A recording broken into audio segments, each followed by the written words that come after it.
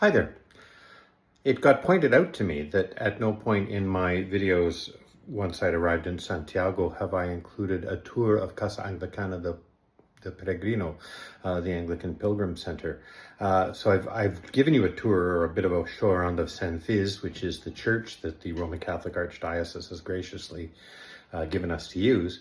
But now I thought I should give you a tour of the Pensión Santa Cristina, which is owned and operated by the Anglican Pilgrim Center and the Spanish Reformed Episcopal Church under the authority of Bishop Carlos. So here's a little bit of stuff. First of all, this is my room. This is, here you have, how do I turn this around? My goodness. Here you have the view from my room. Which is quite a lovely little bit of scenery. The palm trees kind of remind me a little bit of New Zealand, but those towers over there certainly do not. That is not, in fact, the Cathedral of Santiago. I'm not sure what church that is or what exactly it is, but it's a lovely little view. It's nicer than the view I had when I was a floor lower, where I basically had a view of that roof there. It was all very nice. There's not a lot to the room. I do have a wardrobe. My Father Patrick's been complaining that he doesn't have a wardrobe, so I guess I'm lucky. And this room does have a tiny little ensuite, which meets the needs. Most of the rooms don't have an ensuite, that's just how it is. The chaplain normally will have a room with an ensuite, and there are at least two of them. I'm not sure of the whole thing. Now, if we head out this way into the stairwell, you see there's several rooms here. There's actually, I'm on the second floor. There is a third floor way up there. I've never been up there. Don't know what it's like. If we look in between the first and second floor, for some reason we've got, there are two washrooms. There are two washrooms with shower, which are for the residents principally of the second and third floor, I think. Now they've got them designated as male and female, and since they're single occupancy, I'm not sure what the point of that is, but who am I to question? We head a little further down the stairs. One of the nice things is they've got automatic lights that come on, which is actually quite a helpful thing. And we have a few more rooms, and here we have some interesting things like St. Thomas Church on Fifth Avenue in New York has paid for the furnishing of that one, and Church of the Advent Boston, and Westminster Abbey in London, and Trinity Church Wall Street, which incidentally, for those of you from St. Simon's, apparently is where Janine and Troy will be attending while they're living in New York. And St. Paul's Church, Dedham, Massachusetts, which is the room that I was in initially. We go down a little bit further, and here we've got another single occupancy washroom, but it's much bigger, with sort of everything you would need for that. So it's quite charming. It's quite old. Apparently this used to be a convent, and part of the convent included the restaurant and pension next door. I gather there was some desire on the part of the Anglican Pilgrim Center. They would like to acquire that and expand the facility at some point. The door is a little intimidating, but it's not really so bad. You push the button, you pull the piece up, and here we are out in the street. This is the pictures I sent you the other day of the Marian procession was coming down this road. The pathway to the cathedral in Santiago is just this way. It's about a 7-minute walk off in that direction. San Fiz is about a 7 or 8 minute walk going slightly in the other direction. This is very much the old city. If you've been to old Quebec, it's got a similar kind of feel, only much more ancient. And it's interesting to sort of go to restaurants and things that are built in walls. The reception area is pretty straightforward. Often you will find some suitcases here because people's luggage will often arrive before them, or people will arrive during the day before they have a chance to, before their rooms are cleaned and ready for them. So you'll often find them here. And normally here during the week you would find the wonderful Felipe, who is the manager of the facility. When he's off, it's Alejandro. Felipe speaks quite good English. Alejandro, not so much, and that becomes a bit of a challenge. Through this way, we come into the kitchen and the dining area, and now the breakfast is laid on, and there's always a little bit of food out, so there's always stuff to nibble. I think at its fullest, we had this table full while I was here. The coffee maker is fairly straightforward, although it's a bit of a mystery to some, because if you want to get something from these ones, you place it under this one, and if you want it from here, you place it under here. So somebody this morning had it under here and then pressed for cappuccino, and I was trying to tell them to move it, but their English was worse than my Spanish, or at least was on par with my Spanish. It didn't work. Oh well. There's enough things here that one can cook if one wants to make one's own dinner. As I think I mentioned in the email, Father Patrick and I have made our own supper the last couple of nights.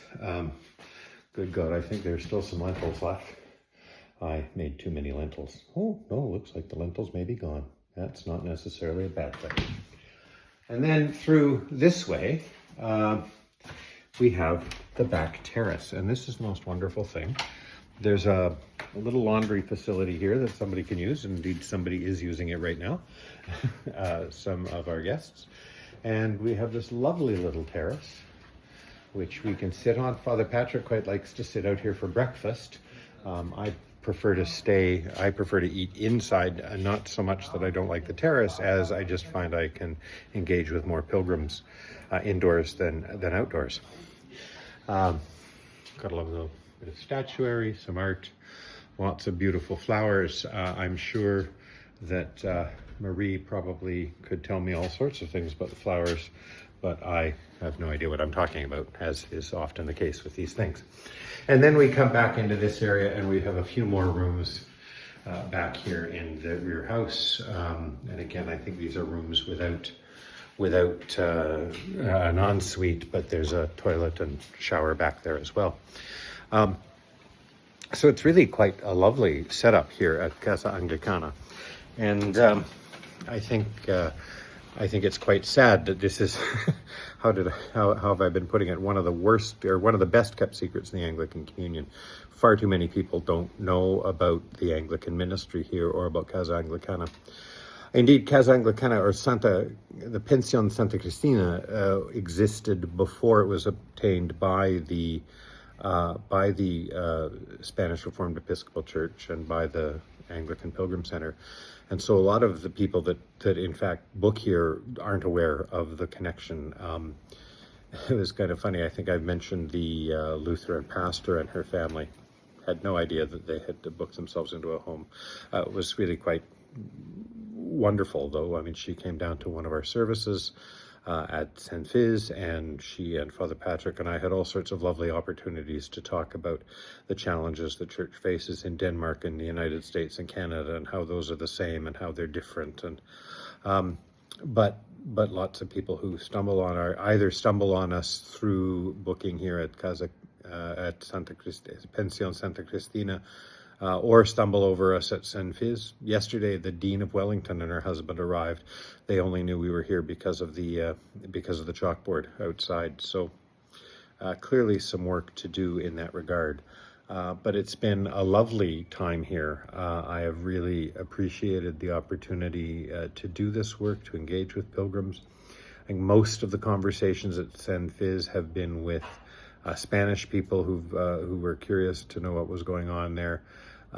As I think I've mentioned in a couple of the emails, we've had Spanish people who've grown up in Santiago de Compostela who say they've never seen that church open. And so that's sort of a wonderful thing.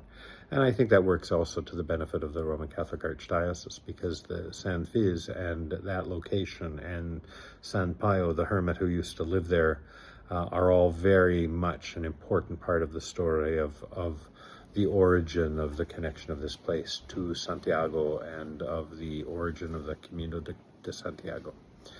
So that's been quite marvelous. But I think the best part has been engaging with pilgrims, has been answering questions from other curious people. I had a Polish family that were in, and the woman was going, how do you get to have an Anglican church, and an Anglican church this old in Spain? Well, it's not really an Anglican church. It's just been loaned to us. So that's my little tour of the Pensión Santa Cristina and the Anglican Pilgrim Center. If anyone is thinking of making their Camino, I would really recommend booking into this spot. The one, regret is too strong a word, though. One little poignant moment I had was when I realized that I've booked myself to leave here on the 20th and fly home on the 22nd, and the feast day of St. James is the 25th. If I could have arranged to be here next week, I would have been here for all the fun. But we shall see how that goes. Anyway, I'm looking forward to heading home in a couple of days. I'm off to I'm off to Madrid by train tomorrow morning, very early. Unfortunately, it means I'll miss the service here. And then I have Monday in Madrid to play tourist. I'm told there's a museum nearby that has air conditioning, and that might be a good thing. There's also a pool at the hotel, which might also be a good thing. And the fit for this video is a t-shirt about my Camino, all the way from Ferrol. And we had all sorts of numbers floating around about how long it was. The t-shirt says it's 118.4. There you go. God bless, and we shall see you.